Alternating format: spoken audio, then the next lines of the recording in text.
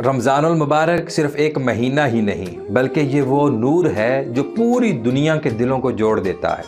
मशरक़ से मगरब तक, शमाल से जनूब तक, जहाँ भी मुसलमान हैं वो सब एक ही चाँद देखकर एक ही रब के सामने झुक जाते हैं। अफ्रीका के देहातों में आज भी सहरी से पहले ढोल बजता है ताकि सब जाग जाएं और रोज़ा रखने का शरफ़ पा लें। इंडोनेशिया की मसाजिद में अफ्तार से पहले कुरान की तिलावत इतनी खूबसूरत गूंजती है कि दिल यूँ लगता है जैसे आसमान खुलकर रहमत बरसा रहा हो।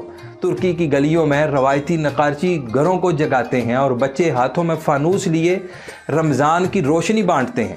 पाकिस्तान और भारत में दस्तरखान बिछ जाते हैं जहां अमीर व गरीब सब एक साथ बैठकर अल्लाह की नेमतों का शुक्र अदा करते हैं।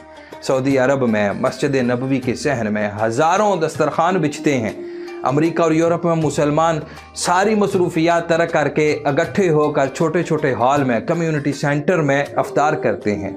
ये सिर्फ़ अफ्तार ही नहीं बल्कि मोहब्बत होती है। सबसे खूबसूरत बात, दुनिया के हर कोने में रमज़ानुल मुबारक एक ही जज्बे से मनाया जाता है। किसी को भूखा ना रहने देने का जज्बा, किसी को तन्हा ना छोड़ने का जज्बा, किसी की दुआ में शामिल हो जाने का जज्बा।